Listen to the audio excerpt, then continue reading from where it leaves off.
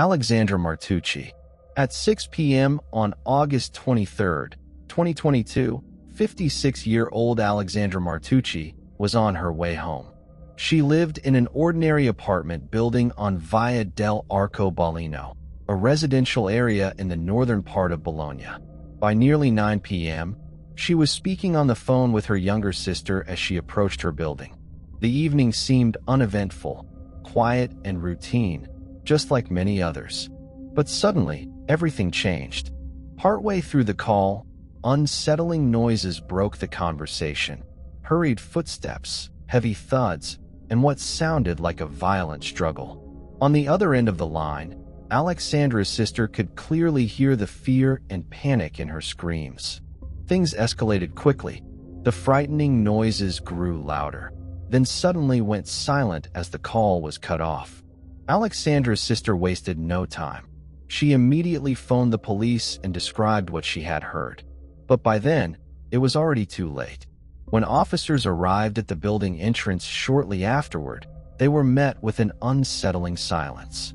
The details of what had unfolded inside would only become clear later.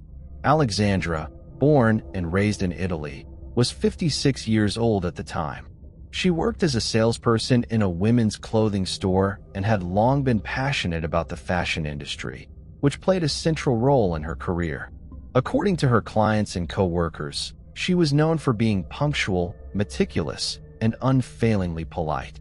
People were drawn to Alessandra for her politeness, reliability, and calm nature. Those who knew her best described her as compassionate, caring, and emotionally sensitive. She had a genuine heart for others and a natural desire to help. Staying closely connected with her family was a priority for her, especially with her mother, who lived in a care facility and required constant support. Alessandra visited her mother frequently and maintained a strong emotional bond with her. Even during the 2 years when her father was gravely ill and distance kept them apart. That difficult period changed her life profoundly. She stepped into the role of full-time caregiver, tending to her father daily, offering companionship, and providing unwavering support. Before I continue, I want to remind you that only a small percentage of people who watch my videos are actually subscribed. So if you enjoy my content, consider subscribing. It's free and you can always change your mind later. Now let's move on with the video. The experience left her deeply shaken, and it took her a long time to recover emotionally. After her father's death, Alessandra's mental health suffered greatly. She withdrew into herself, avoided forming new connections, and often dismissed her friends' and family's advice to focus on rebuilding her personal life. The one constant in her world was her younger sister, Stefania, with whom she spoke every day. Their conversations about news, plans, and worries were grounded in trust and a deep understanding of each other. Whenever Alessandra faced difficult decisions or tough moments, Stefania was the person she turned to. Alessandra also expressed herself through social media, where she shared snapshots of trips, events, and workdays. Her pages included photos of herself in stylish outfits, traveling, and spending time with family. Though she lived a quiet life, she was far from isolated. Unlike many others, Alessandra preferred living alone. It made her feel more comfortable and in control. She followed a carefully planned routine, avoided loud parties, and disliked spontaneous meetings with strangers. After her father's passing and as her mother's health declined, her social circle naturally grew smaller, but she didn't mind. Her days were centered around work, caring for her mother, chatting with her sister daily, and looking after her pets. That rhythm gave her life a sense of safety and stability. But eventually, things began to change. Someone entered her life through social media, first offering kindness and emotional support. What started as comfort soon unraveled, shattering the peace and security she had built. That person was Giovanni Bavani, a professional soccer player who also did modeling on the side. He was born in Agrigento, Sicily, and was 26 years old when he first met Alessandra Matteo. At the time, he was signed with a sports club and had no public scandals or troubling history attached to his name. On the surface, he appeared polished and confident, with a strong physique, well-kept appearance, and a youthful energy that made him seem very much in tune with the modern world. Bhavani was also highly active on social media, regularly posting updates from training sessions, modeling gigs, and his travels. His pages attracted plenty of attention, especially from women who frequently liked and commented on his posts. He came across as friendly, approachable, and easy to engage with. At first glance, he seemed like any other stylish, athletic young man, and nothing about his online behavior raised suspicion. In fact, his online presence helped shape the image of a well-balanced man who got along easily with others. During the summer of 2021, Alessandra came across his photo, and their first interaction began online, something quite common today. Despite the 30-year age gap between them, Bhavani presented himself as mature from the very start. He showed genuine interest in her life and engaged in thoughtful, meaningful conversations. Alessandra hadn't been seeking a new relationship, so their connection came as an unexpected surprise, though it didn't make her uncomfortable. At one point, he confided that he had dealt with health issues in the past, a vulnerability that moved her. Later, her sister Stefania explained that Alessandra's deep empathy, her ability to truly understand others' feelings, played a key role in why the two grew so close so quickly. As time passed, their conversations became more frequent. They spoke on the phone, exchanged texts, and sent each other photos regularly. He often asked about her day, shared details of his workouts, and talked about his accomplishments. His voice carried warmth, and though it seemed a little shy at first, it also came across as thoughtful and understanding. He expressed gratitude and told her how much he enjoyed staying in touch. Everything between them felt natural and genuine, no different from an ordinary friendship. Bhavani appeared kind, relaxed, and genuinely interested. When they eventually met in person, he didn't seem hurried or overly eager. He traveled from another place just to spend a few days with her, getting a glimpse of her home, her everyday life, and the people she surrounded herself with. During that visit, he respected her boundaries and didn't overstep. The time he offered to visit her mother in the care facility stood out. It was a kind act that made a big mark. This showed that he was okay with her life the way it was. They looked forward to these visits all the time. Their time together in Bologna was spent at her house on walks or just getting to know the city. He did daily things with her. She showed interest in the things that were important to her and tried to be there. He posed for pictures with her, put them online, and wrote her sweet words of support. He often told her how beautiful she was, how nice she was, and how come she seemed to be in all situations. There was trust between them. As their friendship grew, the age gap didn't seem to matter at that point. He respected her and called her a strong, beautiful, and grown-up woman. Alessandra wasn't used to men showing that much emotional care, but she thought it was real. Her sister had heard some of their talks and agreed that he seemed good at first, always polite and never pushy. Alessandra started to feel like she could lean on him and talk to him, without worrying that he would judge her. They talked about everything from daily things to very personal things. He would text her in the morning and before bed and send her little gifts. He wasn't bothersome or bossy. He was just there in a way that showed he cared and was emotionally aware. But after a few months, things started to change. After the new year, the first signs of trouble showed up. As time went on, Bhavani's actions got worse. He called Alessandra more often than normal and asked her in-depth questions about who she was talking to and how she spent her time. What started out as friendly chats turned into questions. His tone changed in a way that was easy to hear. He started to have doubts because he thought she was keeping something from him. Those suspicions kept coming back. He even got her sister Stefania involved by calling her and asking her to agree with him. What began as doubt quickly turned into strong, unwavering charges. Stefania remembered that his calls got meaner and meaner. To get his point across, he would yell, make charges, and not listen to anyone else. It got emotionally draining to talk to him. In the end, Stefania stopped talking to them. Alessandra didn't do the same thing right away. She kept talking to him, hoping that things would get better, even as they got worse. She tried to calm things down. Instead of getting into a fight, Bhavani, on the other hand, started to break more and more rules. There was no longer any trust. Every time she talked to other people, he got jealous. Even posts that were not offensive caused arguments on social media. He wanted to know why people liked and commented on things. Things were getting worse in the relationship. He would call her in the middle of the night, send her texts for no reason, and make things seem like they were emergencies. His behavior became unpredictable, going from angry rants to frantic attempts to say sorry. It became clear to Alessandra that she was losing control of things. She still couldn't see a clear way out, though he was deeply involved in her daily life, both mentally and physically. Early in 2022, Giovanni's actions got worse than just being upset. She found out that something was wrong with her online accounts after one of his trips to Alexandra's house. Her email and social media accounts would no longer log her in. When she tried to get back in, she saw that the new passwords had names and sentences that were very similar to Bhavani. That made her think he had gotten into her computer and changed her account information to take over. It didn't end there, though. What he did, it wasn't just a digital disturbance.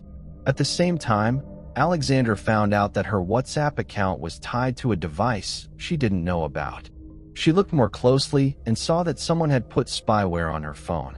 This was software that let them listen in on her conversations, read her message logs, and see who she was talking to at any given time. What this meant was that Giovanni Bhavani had been watching her from afar. He was watching what she did online and getting to her private data without her permission.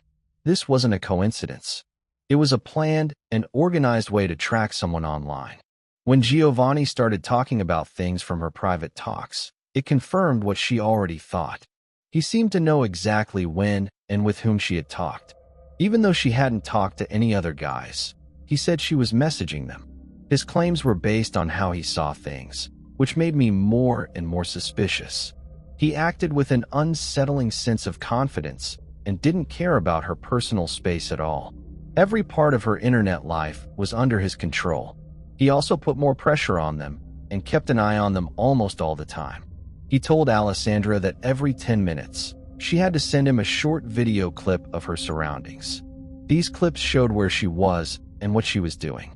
If she said no, he would get angry and accuse her of lying, threaten to end the relationship, and demand that she give him regular updates. His tone became more and more authoritative. Alessandra didn't feel like a partner anymore. She felt like she was being watched and in a tight spot. In the end, it was clear that Giovanni had not only hacked into her phone, but also her home protection system. He was watching her live because he had hacked into her security cams. This was proven by a message found between Giovanni and his mother. He sent her a picture of Alessandra that was taken from the security feed at her house. It was another violation in a trend that was getting worse. He had gotten so close to Alessandra that she had no idea. In the second half of 2022, Giovanni POV on his actions turned out to be very hostile. He started following her around in real life as well as online. She started getting home from work without notice, and he would wait outside for hours watching her windows for her to come home. Even in her own neighborhood, she didn't feel safe anymore. His neighbors often noticed him. One resident said they saw him trying to get into the building. Someone else saw him on top of the building. Someone in Alexandra's neighborhood was told not to open the door if they saw Giovanni outside. The people who made these requests were always scared. She was no longer sure if he would stop at spying. He was no longer hiding what he was going to do. He finally started hurting Alexandra's things. It happened that someone broke into her car. There was a case where the wire for the car's lights was cut. He also played with the electricity in her flat by unscrewing fuses to turn off the power. These actions were used as an excuse to drag her outside and have a face-to-face conversation. Without anyone else there, he wanted to make her feel like she had to face him, so she turned around and did it. It became normal for things to break, people to yell, and signs of physical fights to happen. People who lived nearby said they heard loud fights and heavy banging. He lost any self-control he might have had because he was jealous and needed to be in charge all the time. He broke all the rules. In one case, he went back up on the roof and tried to break into her house. This happened after she stopped letting him in. His actions were becoming unpredictable and dangerous. Alexandra's mental health got much worse very quickly. She was scared every time she went near her house, opened a window, or walked down the hall, and she was always anxious. Her bag started to hold pepper spray, which was something she had never done before. People who knew her well heard that she was afraid to go home. She felt panicked all the time. Alessandra sometimes stayed with her sister to feel at least a little safer. Stefania made her feel welcome, even though she was very uncomfortable. Alessandra couldn't stay away for long. Even on those nights, she did go out. Her very close dog was still at the flat, and she missed him a lot. Going back home wasn't an option. It had to be done because she couldn't leave her place fully. She was open to harm. It meant she could never really get away from Giovanni. The time between July and August was the most stressful. Alessandra knew that she wasn't safe. In an open conversation with Stefania, she told her about specific instances of aggressive behavior. But even then, she kept looking for ways to calm down. She didn't want to argue with him because she thought that he might change something about the way he was acting. But Giovanni's fixation grew stronger. Distance didn't mean anything to him. He saw it as an insult because the risk was getting worse. Alessandra chose to look for safety. The first police report she made was on July 29, 2022. In the lawsuit, she talked about what Giovanni Bovani did, including how he stalked her, invaded her privacy, and made her feel threatened all the time. She sent proof, including screenshots of threatening texts and pictures that showed he was close to her house. Even though she tried, no instant safety measures were taken. That's how the next few weeks went. Alessandra stayed scared and worried, but she kept in touch with the police. She went back to the station on August 3rd with more information. She gave more proof and information about the ongoing threat. Even so, the study was still in its early stages. No choices were made about how to keep everyone safe. She sent in another report on August 8th. The bothering still hadn't stopped by that time. Pavan kept coming up to her house, trying to get inside and making her feel uncomfortable. Alessandra told him that she thought things were getting out of hand. She wrote down specific events like power outages, damage to her car, and attempts to break in. Text messages with angry themes was sent at the same time as these actions. On August 13th, there was a fourth meeting with the police. Alessandra made it clear again that she was scared for her life. She said Giovanni was still following her around, getting in the way of her daily life, visiting her at home, and using technology to keep track of her. In the case file, there were now direct quotes from his texts that made it clear that he meant to hurt the person. There was one of Alexandra's words that really scared me. "I don't want to die." That sentence really showed how she felt. But the police answers didn't really reassure her. No steps that could be taken were taken. There was no official warning or restraining order given by the authorities, and there was no surveillance around Pavan, his apartment. Officials pointed to rules for the process and the need for more witness accounts. Still, Alessandra had already given a lot of information about break-ins, stalking, property damage, and tampering with the electricity in her house. Investigators had to wait longer than planned because witnesses were on vacation. The process went more slowly because of this. Some people working for the prosecution said that her report didn't show an instant threat to life because there had been no cases of direct physical harm. They saw it more as a stalking case than a serious threat. The issue was not seen as urgent by the authorities. In the end, that point of view would be very important in what happened next. She did everything she could to keep herself safe. She asked for help, wrote things down, and warned about the possible risk.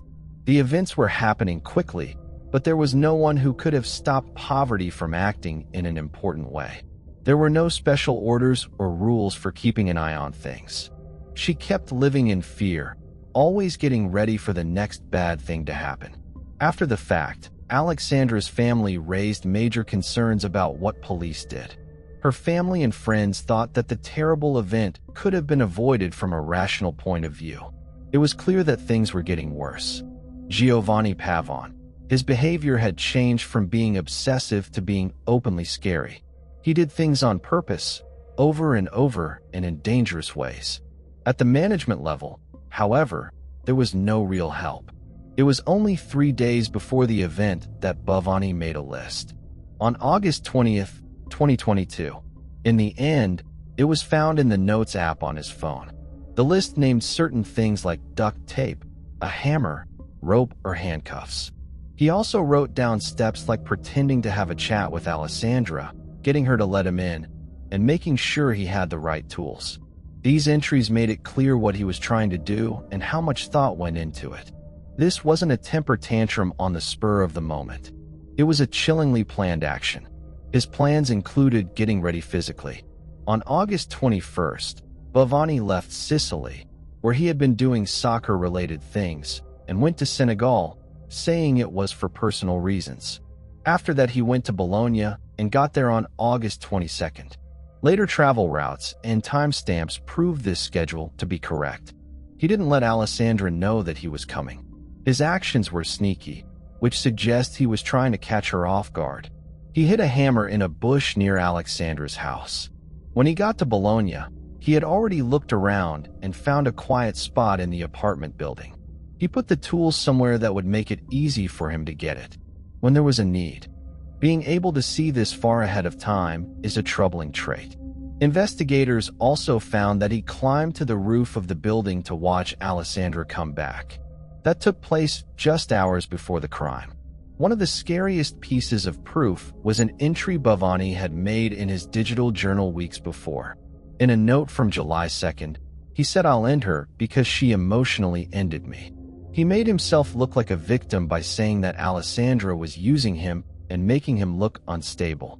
The message went on to explain why his plan was right and showed that he knew exactly what was going to happen. "I'm sure I'll go to jail. This note will tell the police what she did to me," it said. It was very clear he made up his mind a long time ago. And what happened next was a planned attempt to take back control. Mario Bhavani was already in Bologna on the morning of August 23rd, 2022. He got there the day before and didn't tell anyone he was in town. But Alessandra didn't know it. He stayed in the shadows all day and watched her move from somewhere near her apartment building. He watched for the exact moment she came back home. He had earlier put the secret hammer away and made sure it was easy to get to. Around 9 p.m. that night, Alessandra walked up to the front door of her building. At the time, she was talking on the phone with her sister. Bhavani moved because he was already close by. From that point on, things moved quickly. It was Bhavani who closed in on Alessandra as she got to the front door. He was right next to her. In a matter of seconds, while her sister was still on the phone, she heard Alexandra's voice change dramatically, followed by the clear sounds of a fight. Hearing the call, recording, and hearing from witnesses, it sounds like Alessandra tried to protect herself. But the attack happened quickly and violently. Bhavani went to get the hammer and hit her. The first blow was so strong that the tool's metal head came off of the handle. They didn't stop when the hammer broke apart. He kept hitting Alessandra with his hands, hitting her in the head and body. Once inside, he took out a heavy cast iron bench near the front door and used it as a weapon. He hit several times with it, finishing the attack with a lot of anger. The autopsy revealed that Alessandra had at least 20 different injuries, many of which were deadly. The injury hurt her head, chest, and arms. The report also said that she had several broken bones, and that there was proof that she had been dragged across the ground. Bhavani didn't try to run away, even though the screams and rising noise caught the attention of nearby residents. He stayed at the scene. When the police got there, they saw him sitting quietly near the front door of the building. Later, police officers said that he didn't show any signs of fear or anger. He didn't fight being arrested when asked. All he said was, "Good thing you came." People said he was calm and aware at all times. Alessandra was taken to the closest hospital in serious condition, but her injuries were too bad for them to help. She died just minutes after being found.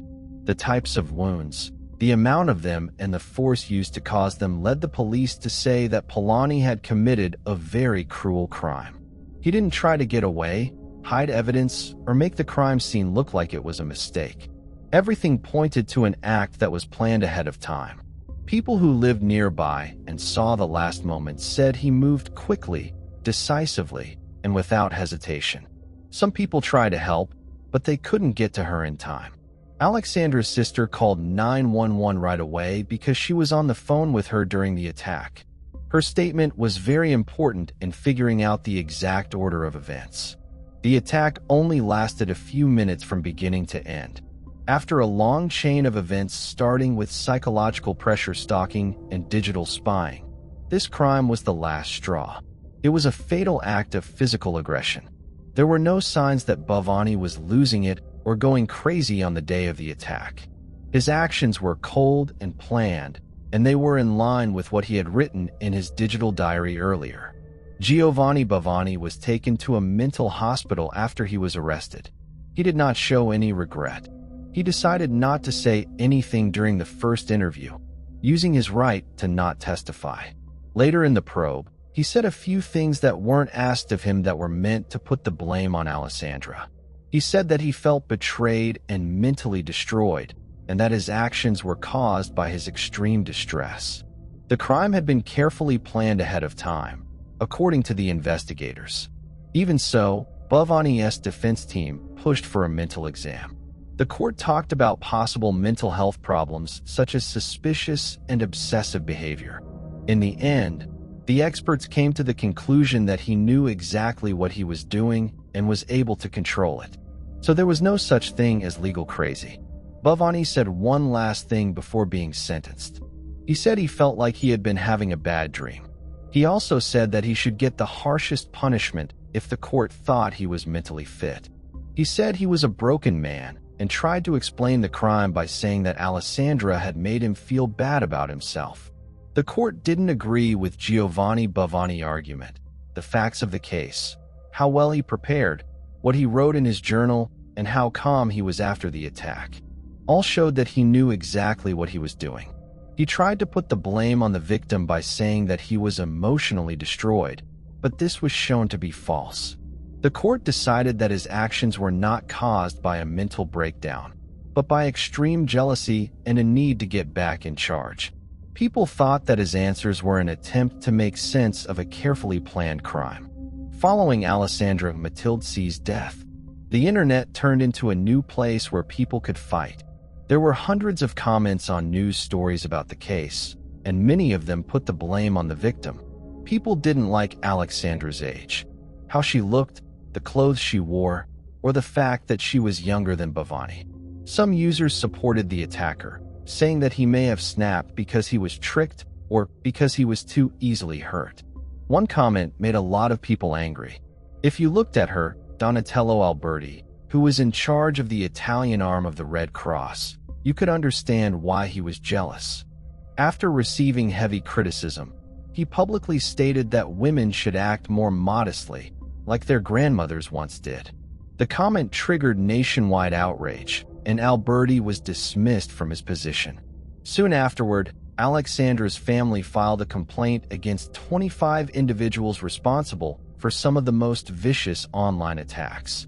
The case prompted the Bologna prosecutor's office to launch a rare large-scale investigation into cyberbullying. Public discourse had shifted into a new form of violence, this time targeting someone who could no longer defend herself. On February 12, 2024, Giovanni Pagani was convicted of stalking and physically assaulting Alessandra Martucci. He was sentenced to life in prison. In its ruling, the court highlighted several aggravating factors that made the crime especially severe. The court pointed to several aggravating factors, including premeditation, extreme cruelty, and a complete lack of remorse. It also considered the pattern of stalking and psychological abuse that had taken place in the months leading up to the crime. Both trials were held simultaneously, requiring all 25 defendants to face accountability. The case established an important legal precedent for addressing cyberbullying. Psychologists identified Giovanni Bovani as suffering from jealousy-induced delusion, also known as Othello syndrome, a condition in which a person becomes irrationally convinced that their partner is being unfaithful. As the relationship deteriorated, Bovani displayed all the classic symptoms. He grew controlling, repeatedly accused Alessandra of cheating, invaded her privacy, and became increasingly volatile. Unlike ordinary anger, this disorder traps sufferers in obsessive thoughts, disconnects them from reality, and strips away self-awareness. In its most dangerous form, it can escalate into violence, or even murder. Moving on to the next case. Jade Panayiotou. At the western edge of Algoma Bay, situated along South Africa's southeastern coastline and about 400 miles from Cape Town, lies the city of Port Elizabeth. Not only is it a significant seaport, but it also ranks as the 6th most populated city in the country. It was here, in November 2004, that 18-year-old Chris Panayiotou graduated from high school and joined his father's trading corporation, which operated a sizable chain of shops and eateries throughout the city and nearby areas. From a young age, Chris had been eager to take part in his father's business, developing an early fascination with the workings of retail chains and the growth of the retail services sector. He was full of energy and determination, with ambitions that went far beyond simply working as an executive under his father's guidance. Chris envisioned opening his own seafood restaurant near a luxury hotel along Marina Drive, as well as running a large supermarket close to downtown Kings Beach. That same afternoon, he was helping his father at a modest diner on Market Street. Though the one-story building was small and lacked elegance, it had earned popularity among the local youth. It was there that Chris ran into a high school friend, who invited him to a Friday night gathering at Barney's Tavern, a lively beachfront spot well known among young people. That Friday, while relaxing in a wicker bamboo chair and drinking beer from the tavern's signature mug, Chris noticed a young woman at the bar, sitting alone and sipping lemonade from a tall glass. The young man got up from his seat and walked over to introduce himself. Her name was JD Dinks, and she too had just turned 18. There was an instant spark between them. After that night, they quickly discovered many shared interests and began dating, unaware that their chance encounter at Barney's Tavern would eventually set the stage for a tragic love triangle ending in death. JD was known for her bright, cheerful nature and her genuine desire to bring happiness to others. This passion inspired her to pursue a career in teaching. In 2005, she enrolled at university, dedicating herself to her studies, while Chris poured his determination and entrepreneurial drive into building his own ventures. He first opened a small grocery store, then expanded into a neighborhood restaurant and cocktail bar, which he named Infinite. Even with their busy schedules, the bond between JD and Chris only deepened. Their relationship grew steadily, much like the roots of a young tree digging further into the earth. Together, they built a small world of happiness where love and kindness felt unshakable, and their days were filled with laughter, affection, and dreams of a bright future. But as time went on, trouble began to creep into their relationship, trouble that came in the form of another woman. At first, Chanel Curtis worked at the store and maintained nothing more than a professional relationship with her employer, Chris Panayiotou. Yet, after about a year, things changed. Amid the store aisles and office corridors, a secret romance slowly developed. Chanel was no longer just Chris's employee, she became his lover. All, of course, carefully concealed. But employees working next to this couple could not help but notice the delicate hints of their affection for each other. Glances, enigmatic smiles, and gentle gestures left behind an aura of mystery and some hint. The lovers met secretly at night in local cozy hotels, and when JD was away, Chris even brought Chanel to his home. By this time, in the eyes of family and friends, JD and Chris looked like an established young couple. They were very well suited for each other and seemed successful and promising. JD had graduated from university and got a job at an elementary school on Nelson Mandela Bay, and Chris's business was doing well. Finally, they were officially engaged and began living together. Nevertheless, Chris's connection with Chanel continued. Chris's father, Costa Panayiotou, was terribly upset on the one hand and furious on the other with the unexpected news of his son's secret affair with a sales clerk. He could not understand how Chris, dating the intelligent, kind, and decent JD for 8 years on the eve of the wedding, could behave so immorally. Costa found his son at Infinity, celebrating his engagement with friends. That's where the heated conversation took place. Costa promised to disinherit Chris if he continued to date Chanel. Chris vowed to his father that he would leave Chanel, but in fact continued his affair with Chris. All this time, Jade had no idea about her fiancé's affairs on the side. Therefore, Chris and JD were safely married in 2012. Soon, JD received an invitation to work at Rebecca College. Chris, spending serious money to support 2 women, gave his business its first blow. His finances dropped significantly expensive gifts to his mistress. Spending on fancy hotel rooms and treats all did not add to the profitability of the business. Over the next 3 years, Chris became increasingly estranged from his wife, continuing his affair on the side, thus destroying his business and family. JD felt that there was loneliness in her life, and that Chris had her on the back burner with no time to pay attention to her. The young woman shared with her friends a heavy sense of disappointment in her relationship with her husband. All her efforts to restore the former harmony did not lead to anything. Realizing the futility of her actions, by September 2014, JD realized that she was on the verge of a nervous breakdown. On September 21st, she decided to address herself by writing a letter in which she shared her deep feelings. In the letter, JD clearly expresses her desire to be loved and have a normal marriage. She emotionally expressed her feelings and experiences of wanting to be loved by her husband and her desire for close, warm relationships and support. She longed for a normal man who would take care of her and with whom she could build a healthy relationship. JD expressed in her frank letter her frustration and dissatisfaction with her husband's behavior of hiding things from her. This caused her to feel a sense of distrust and uncertainty. She described her state as if her heart had been taken from her, and it had been torn and trampled. JD also expressed a desire to spend more time around her husband.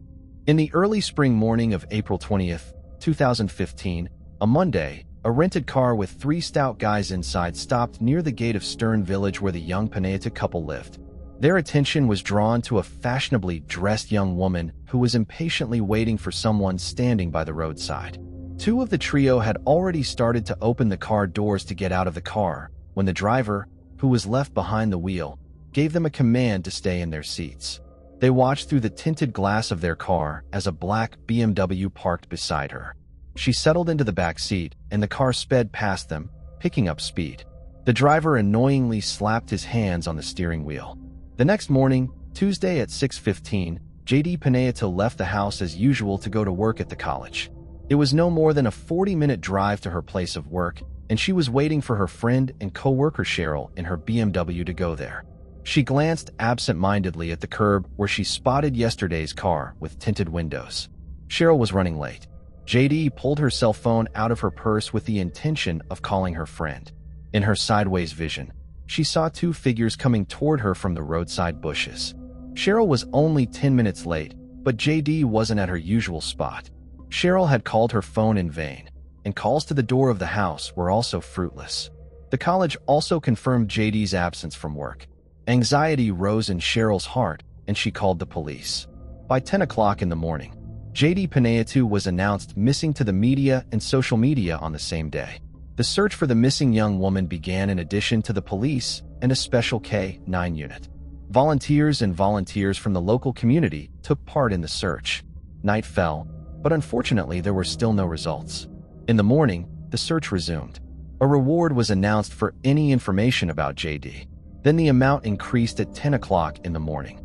A K-9 officer with his dog named Angel discovered the body of JD Pineda in a bushy ravine near Quanto Bushy. She was fully clothed. The medical examiner found 2 gunshot wounds in her back and 1 shot to the head. Her bank cards and jewelry were gone, as if someone had tried to obfuscate the motives for the murder. It wasn't just an act of violence. It was a low, inhumane act. Who would take the life of such a kind and harmless person? Jade's family was in shock. Family and friends couldn't believe this could have happened. Jade's students and co-workers were also grieving. The heartache of the terrible tragedy spread like waves in the ocean, far and wide across the country. Social media buzzed with grief and bewilderment. Who could have committed such a despicable and senseless murder? On October 22nd, Jade's family held a memorial service at the Catholic Church, and a funeral was held, attended by an unimaginable number of Port Elizabeth residents. So tragic and ridiculous was the young woman's death that it struck the citizens of the city and echoed with pain and compassion in their hearts. Among the family and friends of the deceased were also Jade's students and colleagues, who came to pay their respects and mourn the young teacher. But apart from people who knew Jade Pineda closely, the city cemetery was attended by operatives of the South African Police Service, whose attention was drawn to the strange behavior of the deceased's husband, Chris. The young businessman's grief looked rather fake, but most of all, the investigative team was surprised by the obviously staged farewell speech of the widower. Having checked its text through search engines on the internet, the police found an incredible similarity of Chris's epitaph with the dedication of Charles Atkins to his late wife.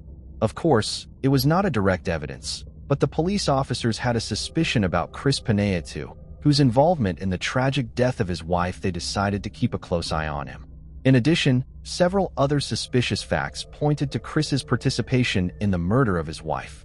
On the eve of the funeral, on the tip-off of special agents, the police arrested on suspicion of possible participation in this atrocious crime one Leighton Dawson, who turned out to be a security guard at Chris Pineda nightclub.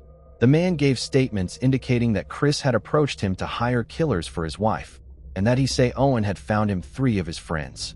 Police also learned that on the day of Jade's murder, someone tried to use her bank cards twice after examining bank surveillance tapes. Detectives found images of 2 men who LaTanya say Owen identified as his hired killers. LaTondra actively cooperated with law enforcement, and they decided to release him from custody on the condition that he complete the task of gathering evidence and Chris's confession to his wife's murder. For this, the authorities promised to commute little, the sentence following instructions from the police. LaTanya called Chris and summoned him for a confidential conversation, which was recorded with special equipment. In it, Pineda revealed himself fully, which allowed the investigation to arrest Chris at night, 2 hours after the telephone conversation with LaTondra. Soon, based on the detailed testimony of the detainee, 3 more suspects were arrested. After that, the picture of the crime was completely reconstructed by days, hours, and minutes. Chris ordered the hitmen to kill his wife, Jade Pineda, on the morning of April 20th, 2015, when she would be waiting at 6:30 a.m. for her co-worker Cheryl in a car that would take her to work. However, on this day, the perpetrators had a setback. Cheryl arrived to pick up Jade in her car a little early to save her friend's life on that spring April morning. The killers were forced to reschedule the execution of the order for the next day, which proved more fortunate for them. On April 21st, JD appeared outside the gates of her community at 6:15 a.m., and the 3 criminals were already there, 2 of them in an ambush not far from where JD usually waited for her colleague. Now the killers changed their plan. They did not kill JD near the housing estate, but decided to kidnap her, take her to another place, and execute their vile plans there. JD had no time to actively resist, so swift and unexpected was the attack. The 2 men grabbed JD firmly from both sides under her arms, depriving her of maneuverability, and threw her roughly into the back seat of a speeding car. The young woman was so shocked that she didn't even scream or resist. The 2 kidnappers were sitting on either side of her, and there was no way to get out of the speeding car. JD tried to offer the criminals money, but they had other things on their minds. After 30 minutes of fast driving, the car pulled off the dirt road into the woods northwest of the village. They led the young woman to a small ravine and each fired a revolver once. The men then took the valuables and jewelry in cold blood and threw the body into a small ravine, hastily covering it with brushwood. The criminals then drove to a nearby ATM and withdrew $100 using the murdered woman's bank card. On the same day, they tried to withdraw cash again, but due to an incorrectly entered PIN code, the payment was not executed. Both withdrawal attempts were recorded by surveillance cameras on October 11th, 2015. The trial against Chris and the 2 mercenaries began and generated unprecedented interest throughout the country. The case was covered in all media with detailed details. The prosecution argued that the motive for the murder was financial debt and difficulties in supporting two women, Chris, his wife and mistress. The trial revealed the key points of the case. Chanel Cutis, Chris's mistress, took the witness stand to testify about the lavish gifts Chris gave her. Her testimony also confirmed that she slept over with Chris when his wife Jade was away, and described their passionate nights at various hotels in the city. Various pieces of evidence were presented in court, such as records of calls between the hired killers and the bouncer of the late Tunson nightclub ATM. Videos and pictures confirming withdrawals, GPS coordinates of the location of the hidden car, and other evidence that pointed to the defendant's involvement in the murder. The court discussed the financial situation of Chris, who appeared to be having difficulty supporting both women. This created a motive to get rid of one of them. The mysterious death of the third defendant just before the trial began added to the mystery of the case. He may have been an important witness for the prosecution, or may have had information that could have been even more damaging to Chris and his co-defendants. The court concluded that there was sufficient evidence to support the involvement of Chris and the mercenaries in the murder. Their motivation was related to the financial problems and life difficulties of Chris, who decided that getting rid of one of the women would be the solution to his problems. Jade's story is a true tragedy. Her life was too short and full of injustice. All the witnesses called by the court described Jade as a kind and devoted woman. Her death was a loss to all who knew and loved her. The court clearly concluded that Chris killed his wife out of greed to avoid financial problems. This motive makes his act even more inhumane and cruel. Chris's actions show how some people can go to extreme lengths for their own gain. Chris, as well as the two hired killers, received a life sentence. This is a just punishment for such a horrible crime. Leighton Stone had yet to be fully sentenced because he went to cooperate with law enforcement. However, there are still some mysterious and unexpected 6 moments in this tragic story. The tragic death of Chris's father, Costa Paneatu, on December 9, 2019, brought even more grief and mystery to an already dark story. Chris's affair with a store employee and Costa's refusal to accept his son's choices may have fueled family conflict and tension. To this day, it remains unclear who killed Costa Paneatu or what the motive was. This brutal crime left countless questions unanswered, adding another layer of mystery to an already tangled tragedy. Chris Paneatu's case, marked by his selfish pursuit of personal desires at the expense of his wife and family, sparked widespread outrage and condemnation. If his actions were in any way connected to his father's death, the situation would become even more disturbing. Should evidence ever prove his involvement, it would mean yet another crime on his conscience. Regardless, one thing is certain: this man will never regain his freedom. Moving on to the next case. Lisa Valdez. A woman vanished under mysterious circumstances after having dinner with her family. Once the police became involved, they began uncovering disturbing clues that pointed toward a series of unusual, even bizarre, suspects. Eventually, the case was solved, and investigators realized the truth had been right in front of them all along. Lisa Valdez was born on September 6, 1961, in San Francisco, California. She grew up with a brother and a devoted mother, though their father was absent from their lives. Despite that, Lisa shared an exceptionally close bond with her mother, a relationship so harmonious that friends often admired how rarely they ever disagreed. During her teenage years, Lisa discovered her love for dance, which soon became one of her greatest passions. Lisa also developed a strong fascination with modern technology, stepping into the IT field back when it was still just emerging. For example, she began using email long before most of her friends even knew what it was. This passion for technology shaped her career path, and after finishing college, she secured a position as a software analyst in San Francisco. Not long after, her mother invested her savings to buy Lisa a studio apartment in an upscale neighborhood. Though small, the apartment sat on a hill with a stunning view of the city.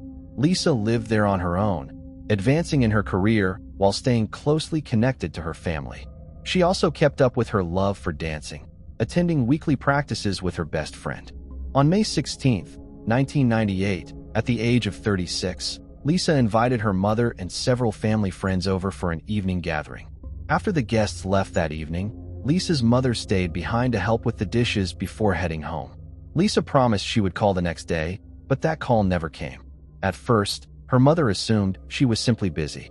Since Lisa was scheduled to attend dance practice that day, she decided to wait it out. But the entire day passed without a word from her daughter. The following day, Lisa's mother tried calling her directly, but there was still no answer. She continued trying over and over, yet Lisa had never picked up. By Monday, the fourth day, Lisa's co-workers reached out to her mother, letting her know that Lisa hadn't come to work and wasn't responding to any of their attempts to contact her. This was deeply concerning, as Lisa was known to be responsible and had never missed work without notifying anyone. Worried, her mother decided to go to Lisa's apartment complex to check on her. But as soon as she arrived, she saw police tape around the building. There were many officers present, and she asked them what was happening. The police explained that just a few hours earlier, residents had complained to the manager about a strange smell coming from one of the apartments. When the manager went to check, he found the door unlocked. He opened it and immediately saw a body on the floor, then called the police. The officers quickly identified the deceased as Lisa. She was partially undressed, and her body showed clear signs of trauma, indicating it was a murder. Based on the state of decomposition, they estimated she had been dead for several days. The police also suspected she had been assaulted as her underwear was found next to her body. The room was covered in bloodstains, both on the floor and on the bed. The TV was on and the air conditioner was set to 78 degrees. The apartment was also in disarray, but detectives later discovered that this was normal for Lisa, who wasn't meticulous about keeping things tidy. There were no signs of a robbery. All her valuables, including jewelry, were left in plain sight. The only things missing were her keys and a gym bag. Another odd detail was that the attacker had cut off some of Lisa's long hair and taken it with them. Combined with numerous injuries on her body, this suggested strong personal motives. Detectives speculated that the killer might have known Lisa and for some reasons hated her, supporting the idea that Lisa knew her attacker was the fact that there were no signs of forced entry. Plus, Lisa's apartment complex was fenced and you needed either a key or to be let in by a resident. The police started interviewing residents of the complex, hoping someone had seen the attacker, and they quickly found their first lead. One of Lisa's neighbors mentioned that 2 days earlier, after returning from vacation, he noticed part of the metal frame of his front door was bent and there was a faint bloodstain on the door. He reported it to the manager, but they decided not to involve the police since it was clear no one had broken into his apartment. Detectives were almost certain the same person who killed Lisa was responsible for this incident, but the motives behind the actions were unclear. Perhaps the killer tried to break into the neighbor's apartment and was caught by Lisa, leading to her murder. According to another theory, the attempt to break into the neighbor's apartment might have occurred after Lisa's murder, which seemed odd. Detectives talked to the housekeeper, who cleaned Lisa's apartment every week. 2 days before they found Lisa's body, she used her key to enter the complex and tried to open Lisa's door, but it was blocked from the inside. She peeked through the crack and saw a partially undressed woman on the floor and heard a man's voice, assuming she was interrupting something private. She left right away. The police believe Lisa was already dead by then, and the man's voice belonged to her killer, who was still in the apartment. The housekeeper also mentioned the curious detail. She thought she saw a black bag with a zipper near the body, but she wasn't sure since she only glanced inside for a second. Notably, there was an untouched envelope with cash taped to the inside of Lisa's apartment door. This money was meant for the housekeeper, as Lisa always left it the day before her scheduled visit. Since she wouldn't be home, the presence of the envelope indicated that Lisa was likely attacked after her mother left, between midnight and early morning hours, as this was when she would have left the money. This theory was soon confirmed by the neighbors living on the floor below.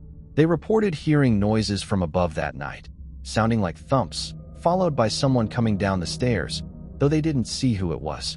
While medical experts examined Lisa's body, detectives continued searching her apartment for clues. They soon noticed something unusual.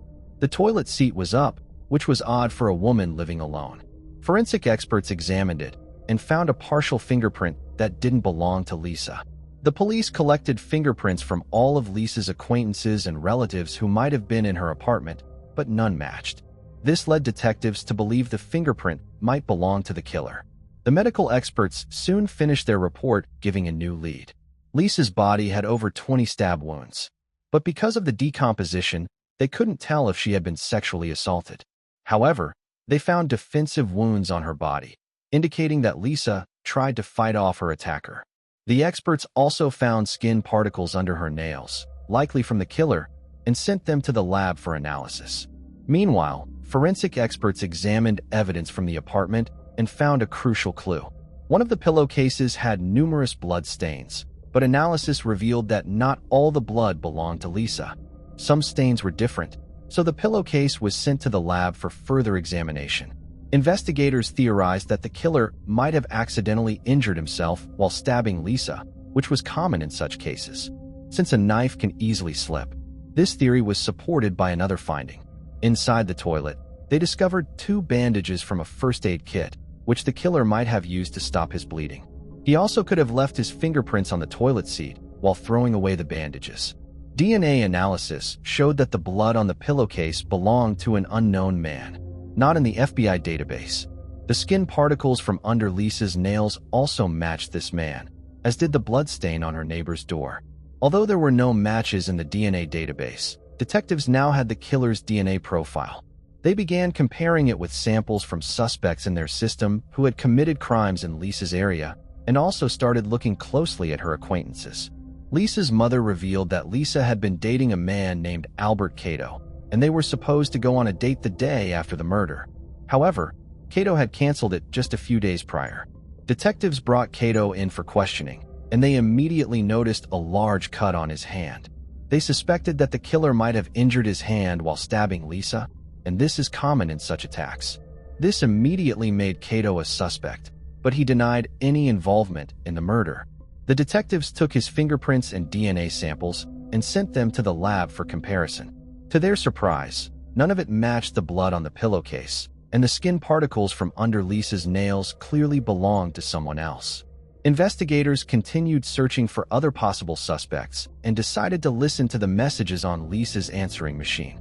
Left in the days leading up to the murder, they compiled a list of 40 callers, but one strange message stood out to them just a few hours before the murder. While Lisa still had guests at her home, a man called her, but she didn't pick up, so he left a rather unusual message. "You know how it goes, Taquito. Hey Lisa, are you home?" The police played this message for Lisa's friend, who immediately recognized the voice as belonging to a colleague of Lisa's named Albert Robinson. He had repeatedly expressed romantic feelings for Lisa, but she wasn't interested in a relationship with him.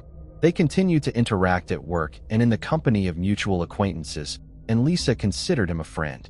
Several days after the murder, during the victim's family's memorial service, something else happened. Robinson showed up and gave a speech that puzzled everyone present.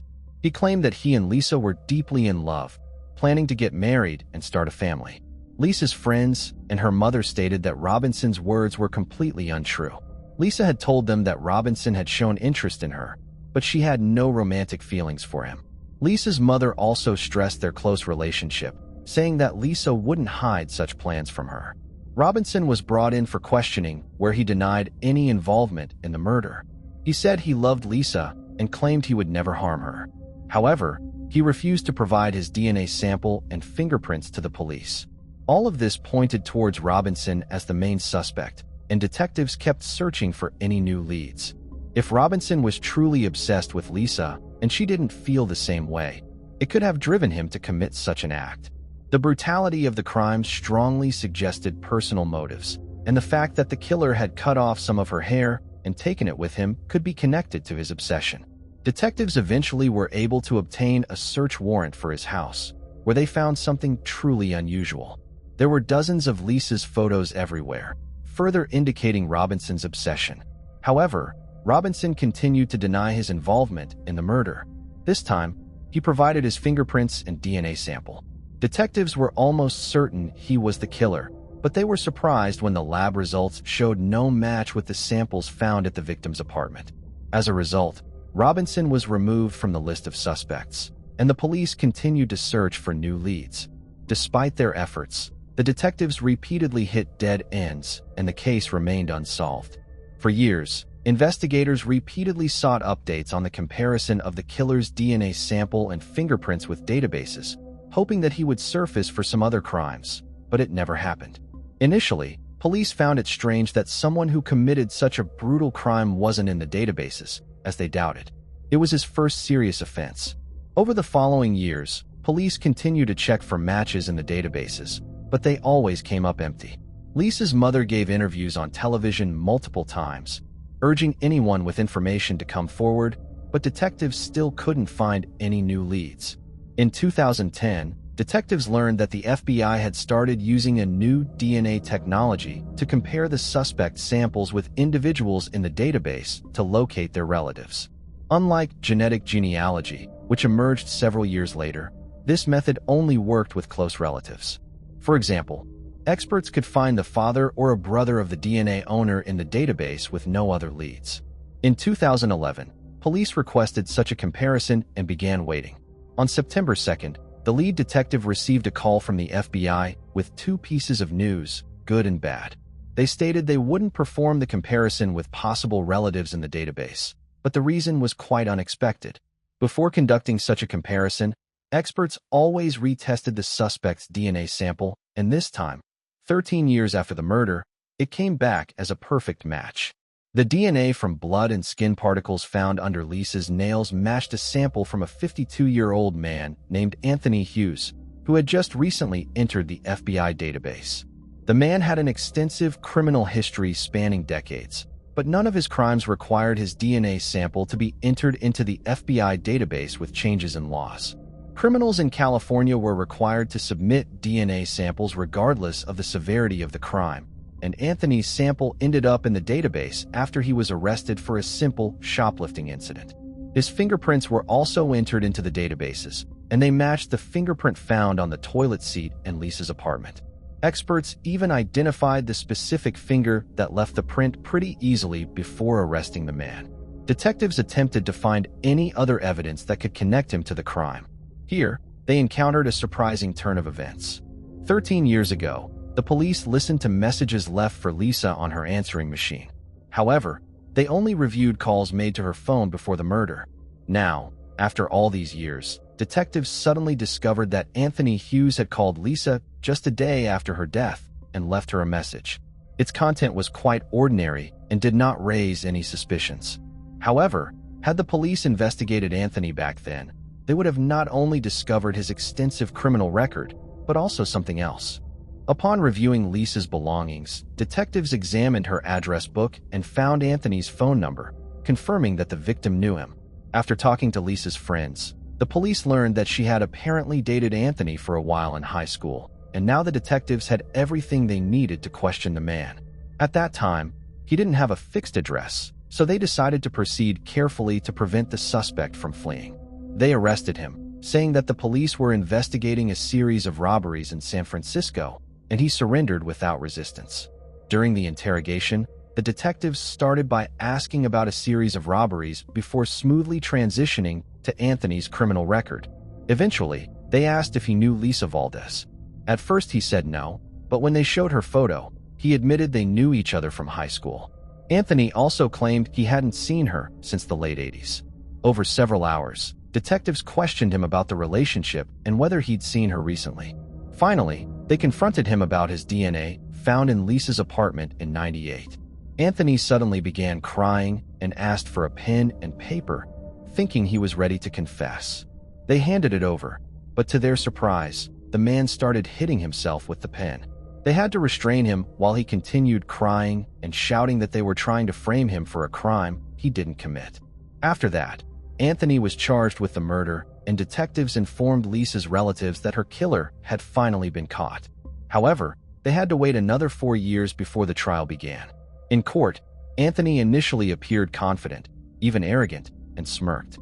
But as the proceedings continued, he began showing up with a Bible in hand and a cross around his neck, which the detectives saw as an attempt to sway the jurors.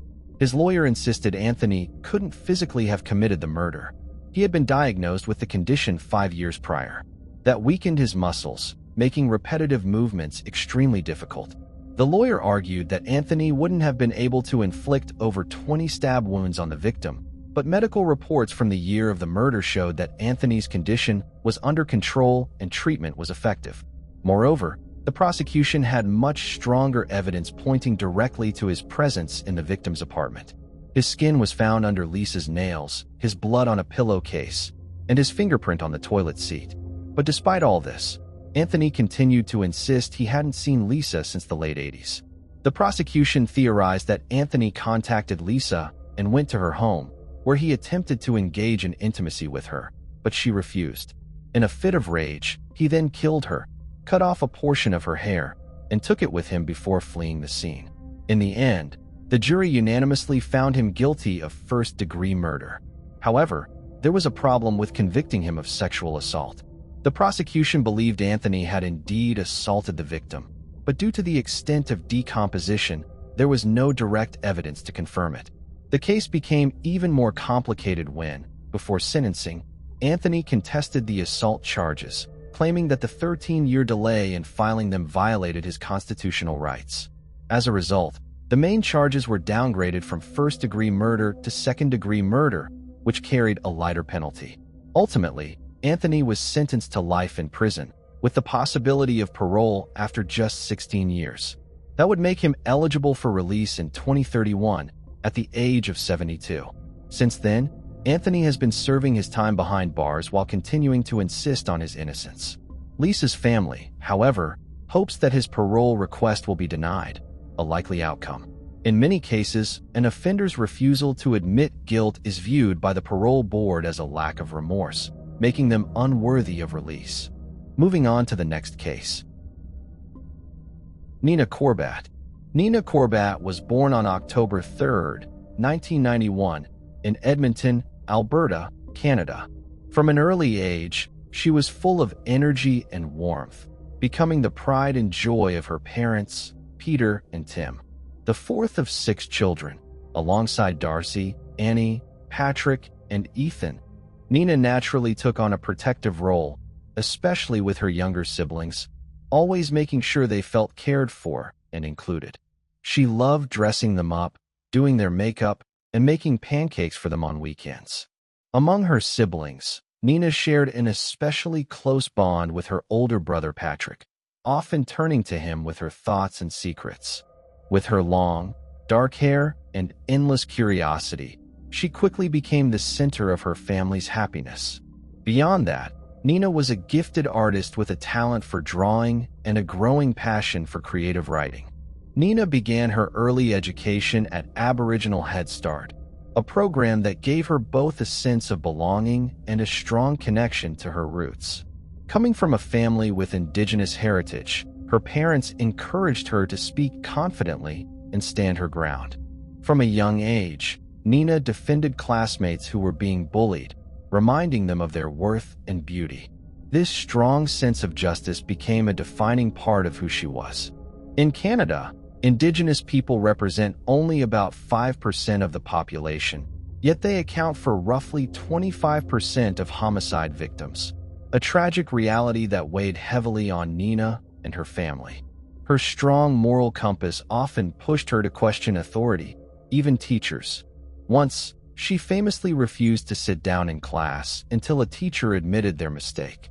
By the age of 12, she joined the DARE program, wholeheartedly embracing its message of staying away from drugs and alcohol. Nina's mother later recalled a moment that perfectly captured her daughter's bold spirit. When Nina saw a stranger smoking beneath a no smoking sign, she marched right up and scolded them for breaking the rule. But when the family moved to the Dunluce neighborhood at age 8, Nina began showing more restless and risky behaviors. She started sneaking out of the house after dark, behavior her mother found both mischievous and deeply troubling. Piazza, her mother, struggled to impress upon her how dangerous such actions could be. More concerning, however, was when Nina made a disturbing statement about being violated. It appeared she may have been testing boundaries or seeking a reaction, but the consequences quickly escalated beyond her control.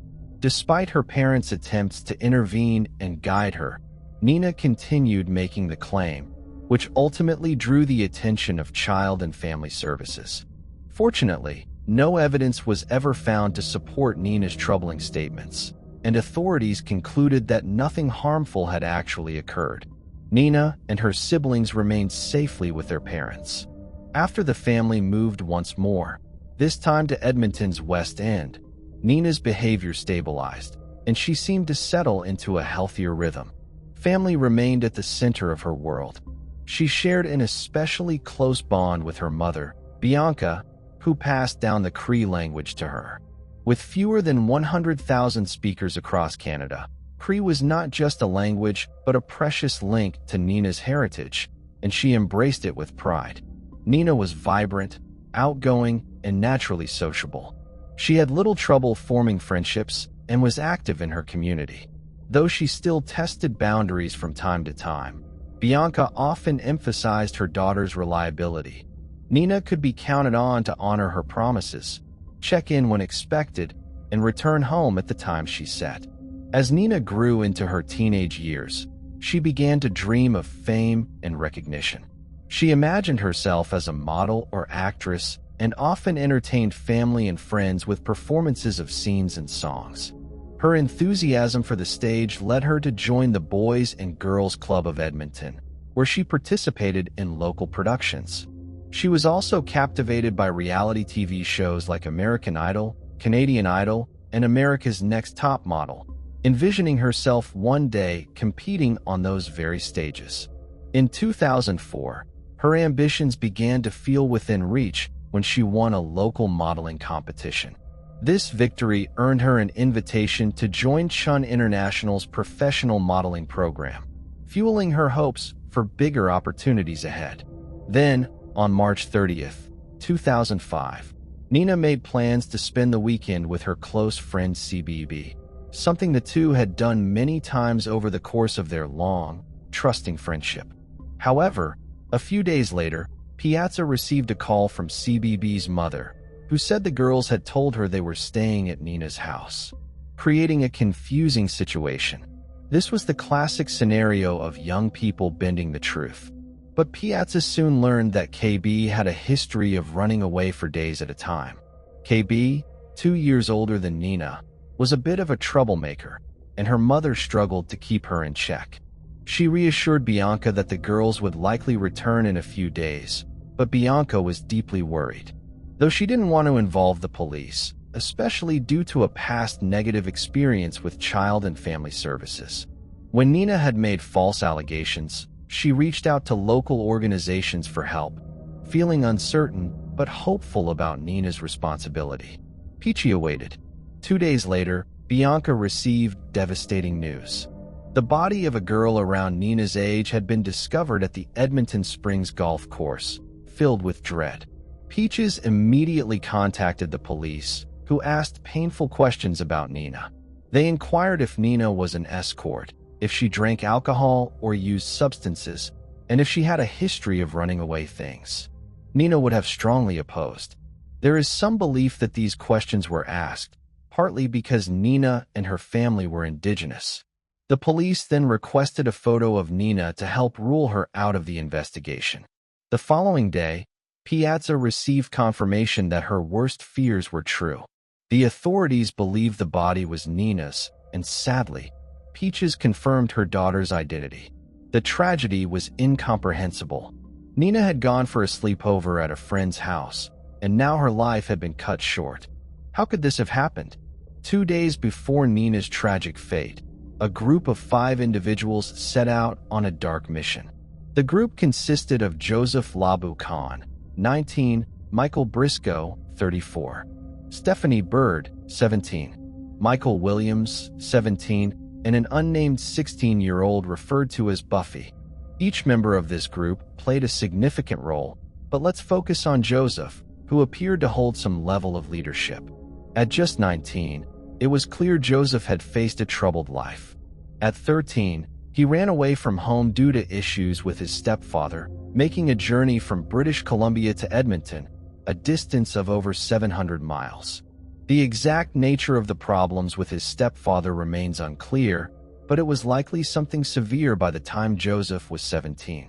He began dating Stephanie Bird after about a year together. He disappeared once more. this time returning to British Columbia. Something wasn't right in Joseph's life or with him personally. Just days before the events unfolded, some friends drove Joseph back to Edmonton. His reason for returning was to sign documents related to a personal injury payout. However, by the time his friends left, Joseph realized his wallet had gone missing and he suspected it had been stolen. Now stranded in Edmonton with no money or ID, Joseph went to a place he knew well, the mall. By chance, he ran into his ex-girlfriend, Stephanie, with whom he had broken up after he disappeared a year earlier. With nowhere to go, Joseph turned to Stephanie for help. He pleaded for somewhere to stay or he would be homeless. By then, Stephanie had moved on and was now in a relationship with 34-year-old Michael Briscoe, which highlighted the dysfunctional nature of this group. People who operated outside societal norms and the law. Despite the awkwardness of the situation, Stephanie introduced Joseph to Michael, who allowed Joseph to stay with them at the Windmill Hotel. What could have been an uncomfortable arrangement quickly turned into a bond fueled by something dark and unsettling. Just days later, on April 1st, several members of this group were involved in a horrific crime. They picked up a young woman named Ellie Mae. Mia brutally assaulted her, causing severe injuries, including the loss of the tip of her finger. She was allegedly coughing up blood before her life was tragically ended. The group callously discarded her body by the side of the road, where it would remain undiscovered for an entire month. On April 2nd, the day after Ellie's tragic death, group members Joseph and Buffy were in the motel room shared by Briscoe and Stephanie. This was their full-time residence, as they had no permanent home. It was here that Joseph shockingly showed Buffy the tip of Ellie's finger, which he had bizarrely stored between two slices of bread in the freezer, a sick trophy from the prior day's events. Joseph admitted that the thrill from what he had done to Ellie had awakened an insatiable desire for more violence, claiming the rush was so intense he wanted to kill again. At just 19 years old, Joseph was considered the ringleader, even influencing Michael Briscoe, who was nearly twice his age.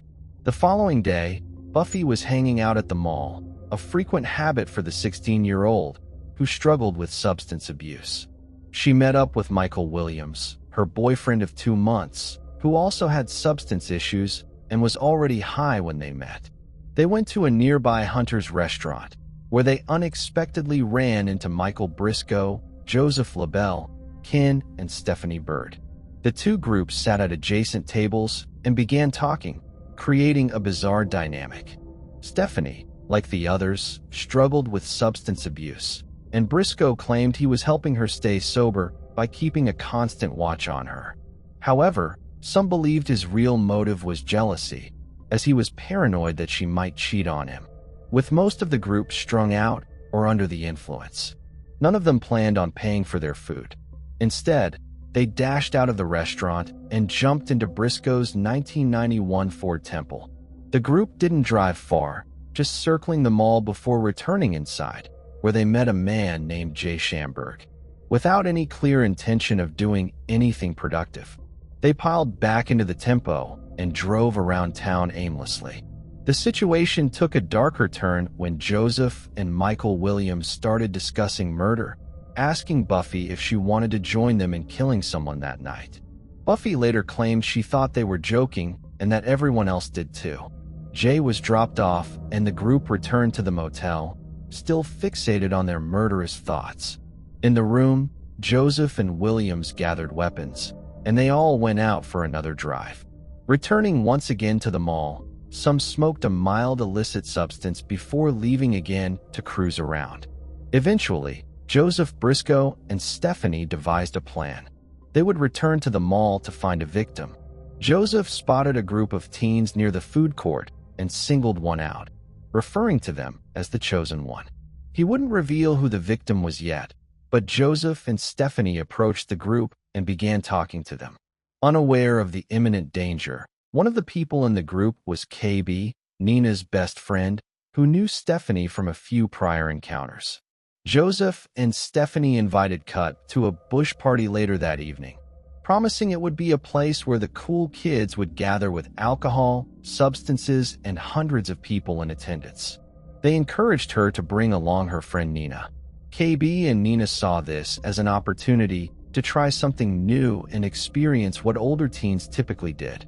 They agreed to meet at the mall later and then head to the party together. Joseph, Briscoe, and Stephanie returned to the car to meet Williams and Buffy, where Joseph ominously told them, "We found someone." The group then went back to the mall to pick up KB and Nina. It was now 12:27 a.m. on April 3rd, the day that would mark Nina's tragic end.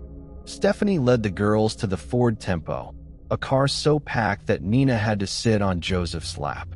The conversation in the car was filled with excitement as they discussed the cool party, the people who would be there, and their plans for the night.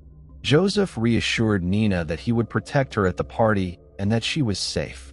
It's reported that both Nina and Cut kissed Joseph during the ride. Joseph, being 19, KB 15, and Nina, 13. After a 30-mile drive, they arrived at the supposed party, only to find an eerie silence. Instead of the loud music, crowds, and alcohol they had been promised. Meanwhile, Joseph, Briscoe, and Williams were selecting weapons from the trunk of the car, including a wrench, a sledgehammer, and pliers. They quickly caught up with the girls, and the group began walking aimlessly through woods and over gravel and dirt. Nina and Cut started to get suspicious, realizing there was no party, but Joseph reassured them repeatedly, claiming that others were waiting for their arrival and the party would begin. Once they got there, the girls even called out into the darkness, asking where the party was, but there was no response. Buffy, whose obsession with vampires and the occult was apparent, began talking to Nina about sacrifices and rituals, furthering the unease in the air. Her substance use seemed to be feeding into her delusions.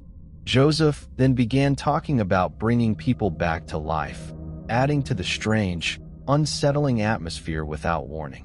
Stephanie swung the wrench, striking Nina in the back with such force. She nearly fell. Nina stumbled and ran to Joseph for help, but he whispered something into her ear which caused Nina to say, "No, don't do this." It was then that Nina and Cut realized the terrible truth. They had been lured into a trap. There was no party.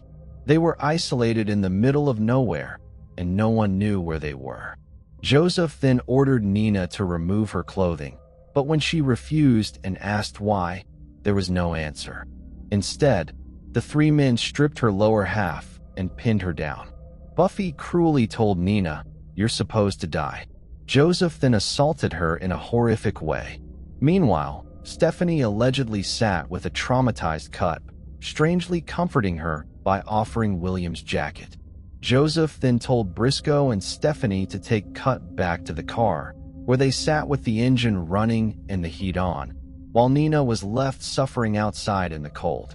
Williams then took his turn, assaulting Nina, and afterward Buffy handed Nina her clothes, telling her to get dressed. Joseph then chillingly told Nina that they were going to beat her to death. In a heartbreaking moment, Nina begged to make it fast so it doesn't hurt, but her pleas were ignored. What followed was utterly horrific, and while the details are too disturbing to fully share here, the information is available elsewhere. Tragically, Nina's life was taken. The group then returned to the motel, where they stayed for 3 days with Cut, who was unaware of what had truly happened to her best friend. They told her they had simply beaten Nina and told her to run home, but the truth was far more sinister. Their increasingly erratic behavior only further implicated them. After the attack on Nina, Michael Williams met up with a friend still covered in blood and confessed to them about the murder. Buffy washed weapons used in the attack in front of a friend in a motel washroom. Joseph fled town again, and the group seemed to be falling apart. When Cut was finally released, she saw news coverage of Nina's death and learned the full extent of what had happened. She went to the police, sharing everything she knew about that night. The group was arrested, and as expected, they turned on each other with no two stories matching. Some claimed innocence, blaming others for the crimes. Michael Williams, known as Pyro, admitted to his role in the crimes, including attempting to set Nina's jeans on fire before fleeing the scene. During his trial, the judge acknowledged Williams's mental health issues, which may prevent him from feeling remorse for his actions. For decades, his troubled life came to light, revealing a history of physical abuse and violations that began when he was a child. By the time he was 12, he had amassed a collection of sharp implements. This behavior led to his removal from his mother's care and placement into social services custody. Despite the defense's request for Williams to be sentenced as a youth, the judge ruled that he should be tried as an adult for first-degree murder, sentencing him to life in prison without parole for at least 10 years. Stephanie Bird was convicted of manslaughter, kidnapping, and aggravated assault, receiving a 12-year sentence. However, in 2009, the Supreme Court of Canada upgraded her conviction to first-degree murder, ruling that the evidence did not support a defense of abandonment. Stephanie's lawyers stated that she was ready to accept a longer prison term, and that her primary concern was the immense guilt she felt for her role in the crime. Typically, first-degree murder convictions carry a life sentence without parole eligibility for 25 years. But since Stephanie was initially a young offender, she became eligible for parole after 10 years. Buffy, the youngest of those convicted, would have received a life sentence without parole for second-degree murder and aggravated violations had she been sentenced as an adult. However, she was sentenced to just 4 years in custody, followed by 3 years of supervised probation, which ended in November 2016. She was 27 when she appeared in court for the last time. Michael Briscoe was not convicted for the murder of Ellie Mae Maya, claiming he was only involved in driving the car. However, for Nina's case, he was sentenced to life without parole for 25 years. Convicted of first-degree murder violations and kidnapping during his 2007 trial, witnesses testified that Joseph was the leader in manipulating Nina into leaving the mall with them. Joseph, in his testimony, claimed he was unaware of the group's intentions and entered a state of shock when Nina was attacked by Stephanie. However, DNA evidence contradicted his story. Joseph was sentenced to 25 years without parole, which was upheld after he attempted to appeal his role in Lima. Maya's case resulted in the same sentence the following year. The impact of Nina's murder on her family, particularly her mother Bianca, was profound. During the legal process, Piazza often felt completely isolated. She attended all 4 trials with little backing from relatives or friends, yearning for someone to lean on in her hardest moments. She also realized that victim services frequently fell short in providing the kind of guidance and compassion families of murder victims truly needed. Determined to make a difference, Piazza began advocating for stronger support networks and easier access to resources for those enduring similar pain. Tragically, Peter lost his battle with cancer in 2015. This case stands as one of the most heartbreaking stories we've shared, yet it's vital to remember individuals like Nina, Ellie, Peter, and Cup, whose lives were deeply and permanently affected. Thank you for watching. Do you believe the punishments in this case were just? What steps do you think could be taken to prevent such tragedies in the future? Moving on to the next case. Stacy Falcon, a young mother, picked up her son from the babysitter and set out for home, but she never arrived. Police launched an investigation that uncovered a trail of surprising clues and witness accounts. Yet, despite their efforts, the truth remained hidden for decades. When the mystery was finally unraveled, it provoked widespread outrage due to its shocking and unusual details. Stacy Falcon was born on October 23, 1971, in Renton, Washington. She was raised in a loving household alongside her older brother, though her parents eventually separated. Stacy was a lively, outgoing young woman with a wide circle of friends. In high school, she began dating a boy named John, and after graduation, the couple moved to California. A few years later, they welcomed their son, Jacob. After several years in California, Stacy and John chose to return to their hometown. But soon after moving back, Their relationship began to fall apart, and they eventually split. Stacy was left to raise Jacob on her own. She found work as a waitress, rented an apartment in a small residential complex, and devoted herself to ensuring her son had everything he needed. By the fall of 1994, Stacy was 22 and looking forward to celebrating her birthday on October 23rd. She decided to surprise her mother with a visit, bringing Jacob along. Although they lived in the same city, Stacy's apartment was on the other side of town, and her busy schedule rarely allowed for family visits. That day, they celebrated her birthday together, and later that evening, Stacy and Jacob set off for home. 4 days later, on her next day off, Stacy went out to celebrate her birthday with friends. She left Jacob with a trusted babysitter and spent the night visiting a few clubs, enjoying herself. After midnight, she returned to pick up her son. Around 1:30 a.m., she arrived at the babysitter's home, collected Jacob, and headed back.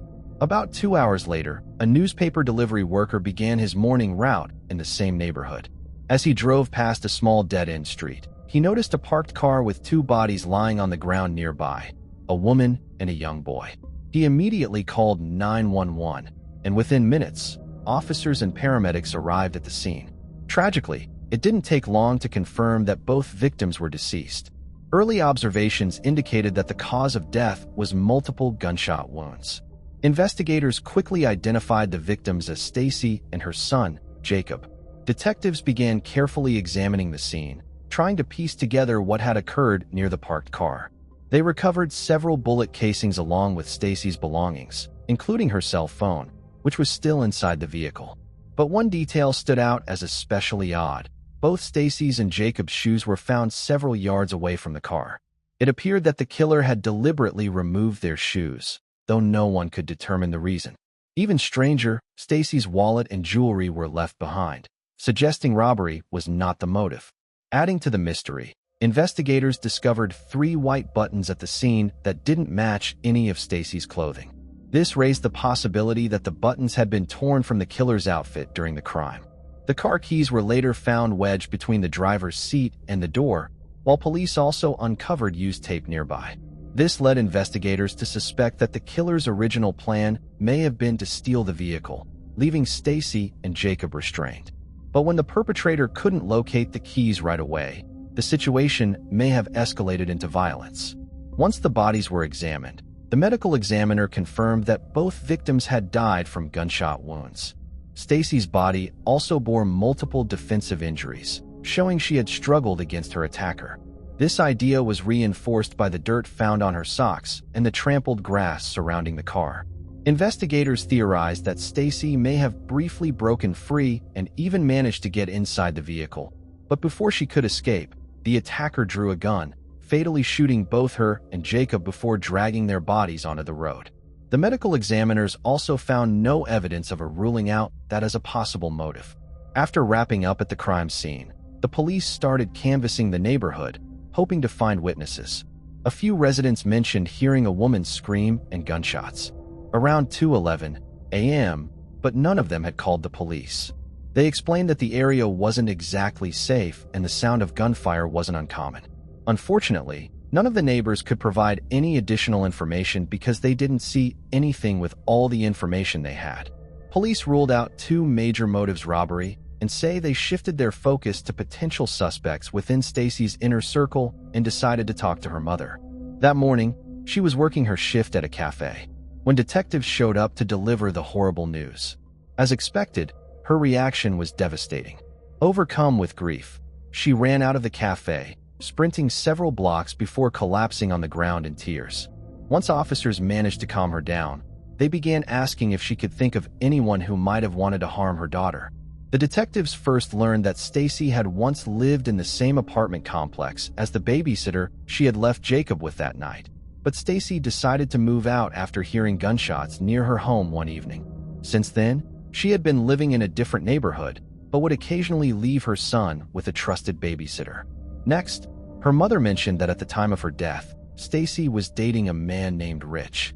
According to her, the relationship seemed pretty normal. Rich got along well with Jacob and spent most of his time living at his own place. The detectives went to speak with Rich, and he told them that he had spent the evening at a bar near Stacy's apartment complex. Later that night, while Stacy was still out celebrating her birthday with friends, he went to her place and fell asleep there as he didn't feel like driving back to his own apartment. After a few drinks, Rich claimed that he woke up early in the morning and initially didn't think much of the fact that Stacy and Jacob weren't home. He assumed they must have come back while he was asleep and then left early without waking him. Rich denied any involvement in the murders and agreed to take a polygraph test. However, the results were inconclusive. The operator flagged several questionable responses, which kept him on the list of potential suspects. Even so, there was no direct evidence linking him to the crime. Witnesses at the bar confirmed seeing him there that evening, and investigators couldn't identify any clear motive for him to harm Stacy or Jacob. With no solid leads, the detectives decided to dig deeper into Stacy's personal life. They turned their attention to Stacy's ex-husband, Jacob's father. He told them that on the night of the murder, he had gone out drinking with friends, then returned home, played pool with his roommate, and went to bed. His friends backed up his story, but just like with Rich, his polygraph results raised some red flags. Still, there was no evidence linking him to the crime. Forensic experts examined Stacy's car and all the belongings found at the scene, but they couldn't uncover any foreign DNA or fingerprints. With no direct leads, investigators were left at a standstill and had to dig further into the case. Not long after, they received a call from a local hospital about a suspicious man who had shown up in the middle of the night wearing blood-stained clothes. Detectives immediately went to question him and collected his clothing for DNA testing. The man claimed he had gotten into a fight with his girlfriend and denied any involvement in the murders.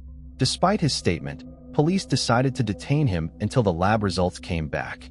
However, forensic testing confirmed that the blood on his clothes didn't belong to Stacy or Jacob, with no connection to the crime. The man was cleared as a suspect and released. Sometime later, detectives got another lead. They found out that before picking up her son, Stacy had stopped at a grocery store. When they checked the CCTV footage, they spotted a man talking to her. Unfortunately, they couldn't identify him, and the lead went cold. The next clue came from Stacy's phone. Investigators found that the last incoming call she received was from a man named Scott. When they went to question him, Scott told them he'd been home with his wife and kids that night. He also admitted that they had briefly dated in the past, but their relationship ended when Stacy found out he was married. Despite the breakup, they had stayed on friendly terms, and his wife confirmed that he was at home the night of the murders. Still, something about Scott raised eyebrows. According to Stacy's friends, he had once left her a $100 tip at the cafe where she worked. Considering Scott had a pretty low-paying job and a family to support, this gesture seemed unusual to investigators. As they dug deeper, they began to suspect that Scott might be involved in dealing illegal substances. But while this was an interesting lead, it didn't bring them any closer to solving the double homicide. Still, they didn't rule out Scott's involvement, direct or indirect, and kept him on their suspects list for the next few weeks. Police struggled to find any new leads, but then something completely unexpected happened. 2 weeks after Stacy and Jacob's murder, officers found Scott's body stuffed in the trunk of an abandoned car. Scott's brother told investigators that on the day he disappeared, Scott had planned to visit a man named Vince. The brothers had a side hustle fixing up cars, and they'd installed an expensive sound system in Vince's car. But Vince never paid them, so Scott had gone to demand his money. That's why his brother was convinced that Vince had killed him. Police tracked down Vince, who denied any involvement. However, a search of his apartment turned up traces of Scott's blood, and investigators discovered that Vince had been using Scott's credit card after his death. Vince was arrested, and detectives working Stacy and Jacob's case questioned him, hoping he might know something about Scott's potential involvement in their murders. But unfortunately, Vince had nothing useful to share, and this lead went cold too. For months, the case remained at a standstill. But shortly before his trial, Vince suddenly decided to plead guilty. He claimed that he had killed Scott in self-defense, saying Scott had threatened him. According to Vince, Scott admitted that he had killed Stacy because she was planning to tell his wife about their affair. Vince also added that he and Scott had been involved in selling illegal substances. Detectives, however, weren't quick to buy Vince's story. The timing seemed far too convenient. Just before facing trial for murder, Vince pinned another killing on Scott, along with allegations of criminal activity, conveniently framing his actions as self-defense. Still with no other leads, police had no choice but to investigate Scott's possible connection to Stacy's murder. But the deeper they dug, the less credible Vince's story seemed. Scott's wife was adamant that he'd been at home with her that night and couldn't have been across town committing a murder. His brother also dismissed the idea of an ongoing affair between Scott and Stacy, saying Scott would have mentioned something like that if it were true, because the brothers were very close. On top of that, Scott's brother insisted that Scott had no involvement in dealing illegal substances. He claimed they both made an honest living repairing cars. Detectives ultimately concluded that Vince's story didn't add up, and it seemed like nothing more than a desperate attempt to dodge responsibility for his own crime. After that, the case went cold. Over time, it was filed away and no real progress was made. The only person still searching for answers was Stacy's mom. She kept reaching out to detectives, but one by one, they either retired or got moved to other departments. At one point, she was told the case would be handed over to Seattle's cold case unit. But when she tried to contact them, she found out the unit had been shut down due to budget cuts in the early 2000s. Police received a lead on a new suspect. An inmate contacted investigators claiming that his acquaintance, a man named Charles, had confessed to killing Stacy and Jacob. According to the informant, Charles worked with Stacy at the same cafe, and they both were allegedly involved in selling illegal substances. The story went that Stacy had threatened to turn him in, which supposedly led to her murder. The detectives found this story a bit far-fetched, but with no other leads to follow. They decided to dig deeper into Charles's possible involvement. They sent all the existing evidence back to the lab for analysis, hoping that modern technology might uncover traces of DNA missed during the original investigation.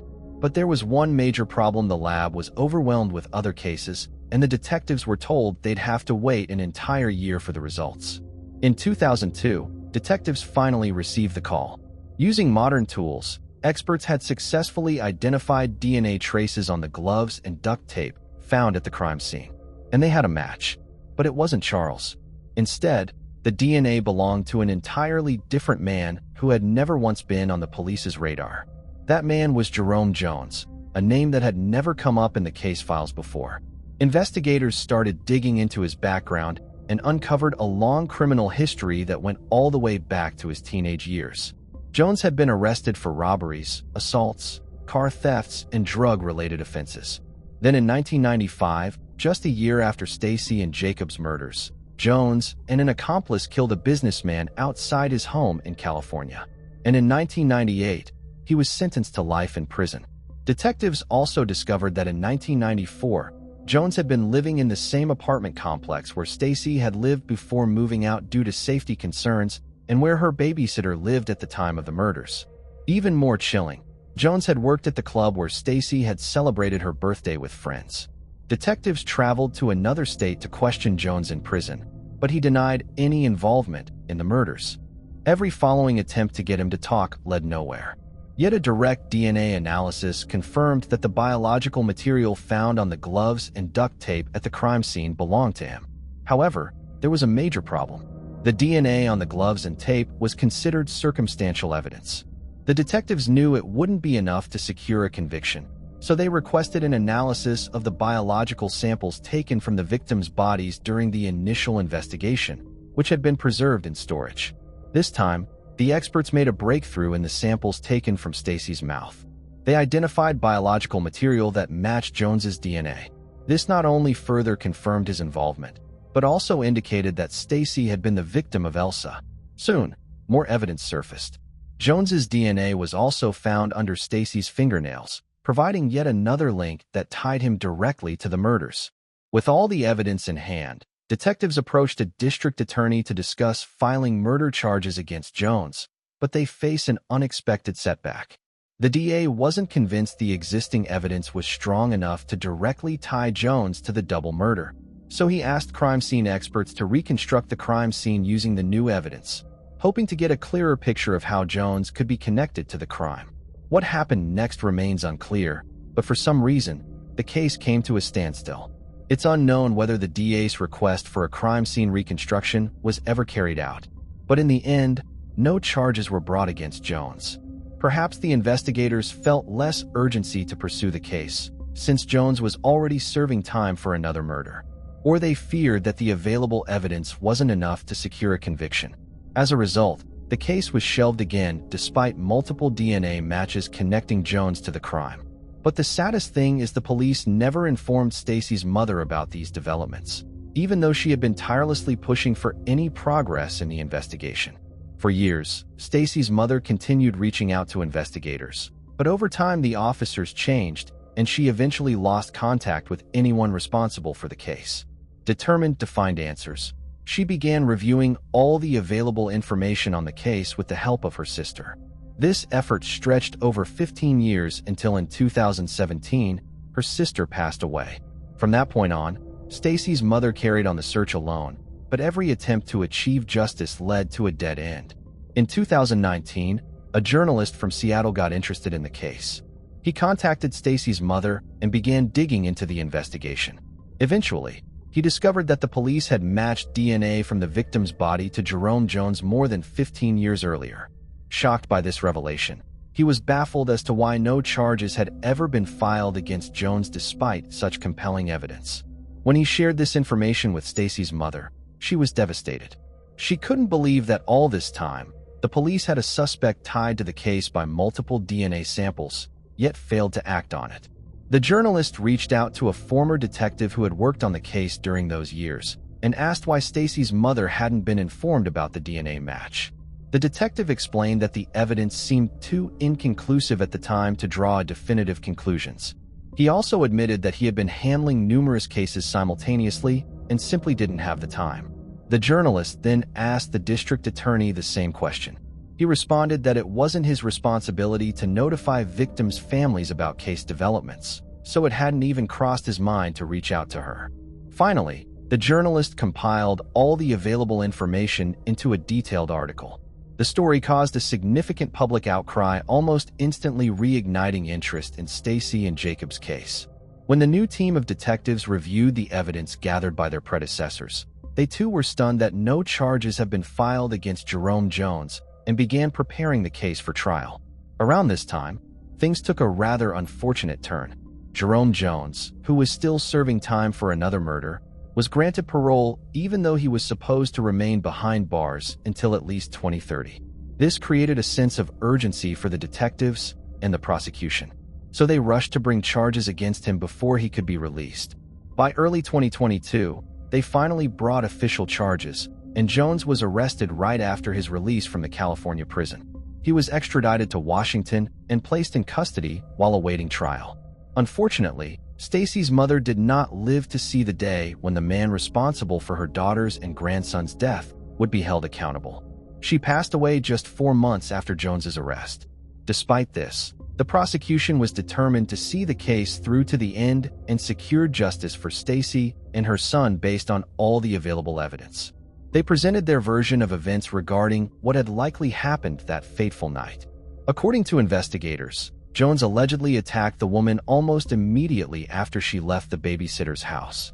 He either forced Stacy to stop by threatening her with a weapon, or she pulled over for another reason, giving Jones the chance to approach her car. According to prosecutors, Jones's original plan was to steal the vehicle, but during the attempt, he decided to target Stacy. He forced her out of the car and tied her hands, but in the struggle, she managed to break free. Stacy ran back to the car, where Jacob had been waiting, and at that moment, Jones shot them both. He then dragged their bodies onto the road, intending to take off in the car. However, the keys were stuck between the seat and the door, preventing him from starting it. Ultimately, Jones abandoned the plan and fled the scene, leaving behind multiple pieces of DNA evidence.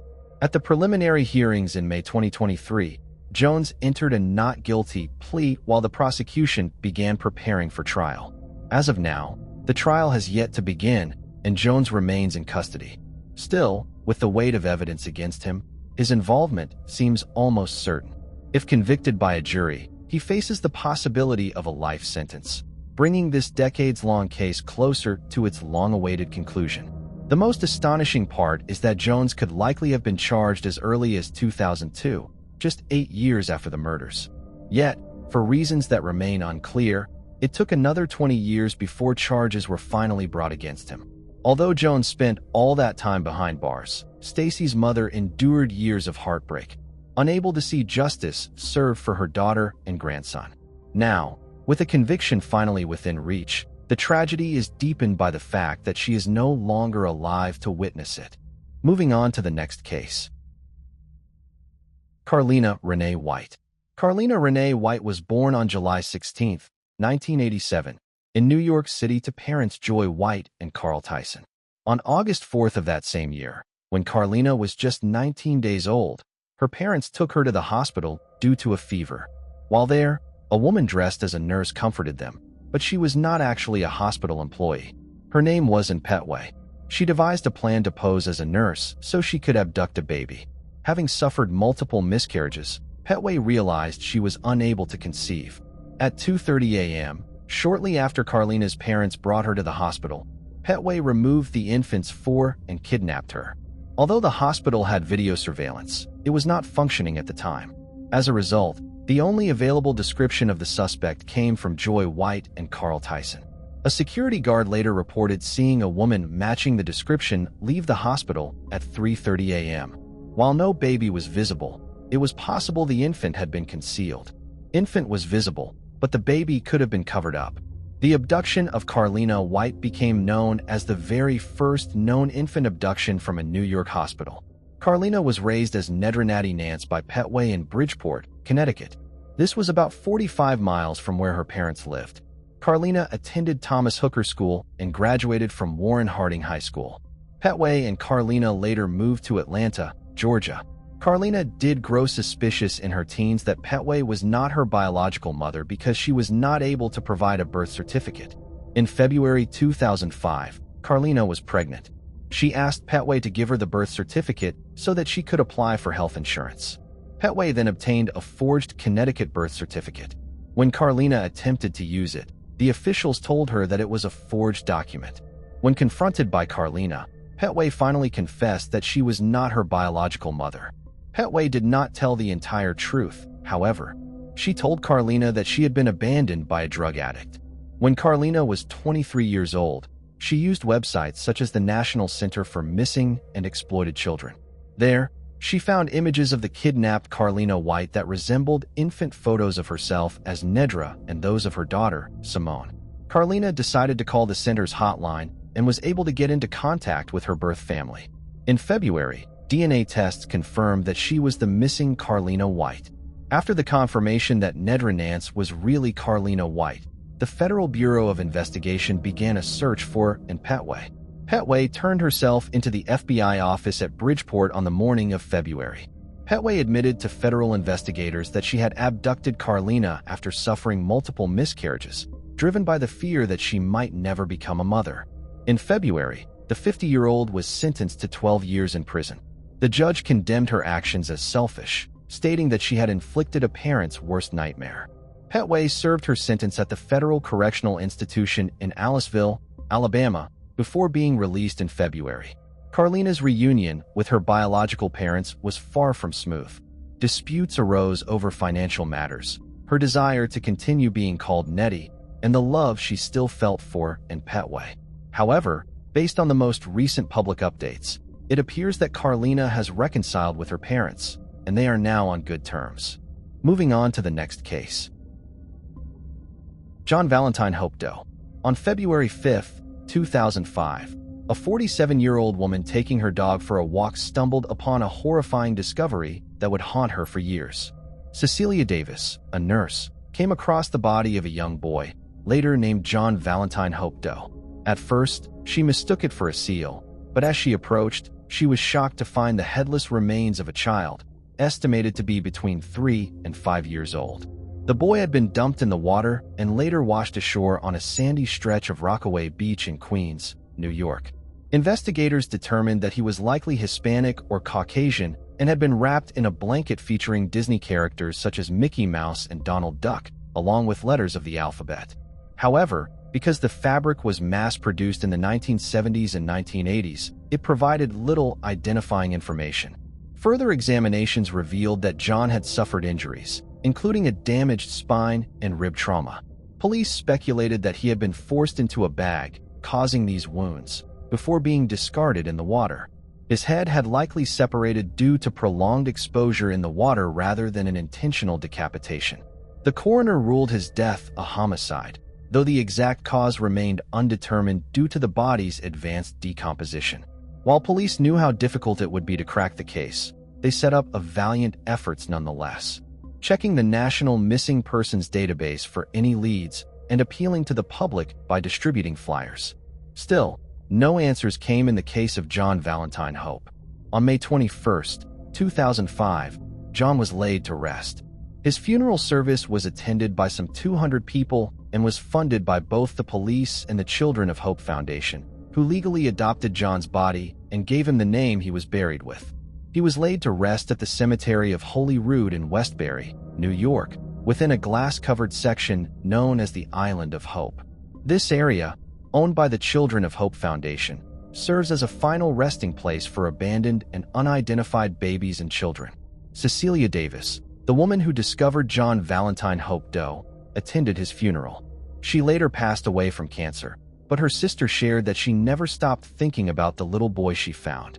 Unable to have children herself, Cecilia often questioned how anyone could be so cruel as to discard a child when so many people long to be parents.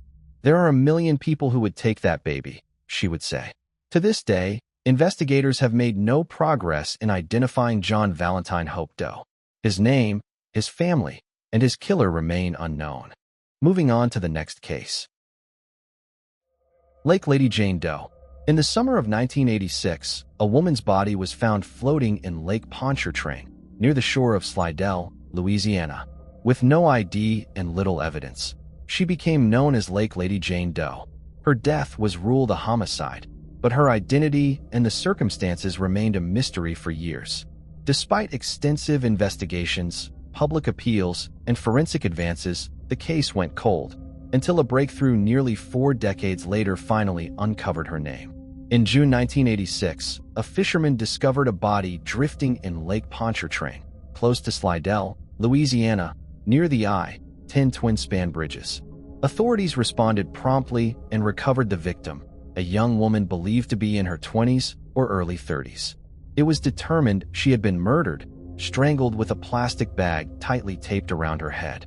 She also had stab wounds on her face, and a weight was fastened to her neck, indicating the killer intended to keep her body submerged underwater. Despite a thorough investigation, including forensic analysis and a composite sketch created by the Louisiana State University Faces Lab to depict the woman's possible appearance, the victim remained unidentified. For years, the case would see periodic updates, but the name of the woman, later known as Lake Lady Jane Doe, eluded authorities. Throughout the years, the St. Tammany Parish Sheriff's Office, alongside the Louisiana State Police Crime Laboratory and the St. Tammany Parish Coroner's Office, pursued multiple leads.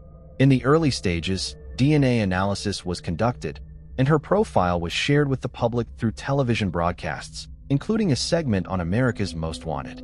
But despite these efforts, the case remained cold, with no breakthroughs in identifying the victim. In 2022, a significant shift in the case came when the National Missing and Unidentified Persons System, NAMUS, granted funding for advanced DNA analysis. The grant allowed the St. Tammany Parish Coroner's Office to send the woman's remains to Othram. Scientists at Othram were able to develop a comprehensive DNA profile from the evidence collected years earlier. By April 2023, using genetic genealogy, Othram researchers identified potential family members, sparking a series of interviews with those individuals. It was not long before detectives confirmed the woman's identity, Pamela Lee Hump, also known by the alias Deborah Gale Justice. Pamela was born on April 28, 1958, and was 28 years old when her life was tragically cut short. At the time of her death, she was pregnant with her second child. Authorities discovered that Pamela had previously lived in Fort Lauderdale, Florida, but the exact details surrounding her death remained uncertain. Despite the long period between her passing and her identification, the investigation stayed active, with law enforcement committed to seeking justice for Pamela and uncovering the truth behind her untimely death. In October 2024, after nearly 40 years, the St. Tammany Parish Sheriff's Office publicly revealed Pamela's identity. Sheriff Randy Smith commended the relentless dedication of the detectives, forensic experts, and genealogists who worked tirelessly on the case, ensuring Pamela's story would no longer be just a nameless tragedy. The mystery of Lake Lady Jane Doe was finally solved. Thanks for watching. I hope you enjoyed exploring these intriguing cold cases with me. If you found the video fascinating, don't forget to give it a thumbs up and subscribe to Cold Case Mystique for more deep dives into cold case investigations. Your support helps me bring you more compelling content. Leave a comment below with your thoughts or any cases you'd like me to cover next. See you in the next video, and remember, the search for truth never stops.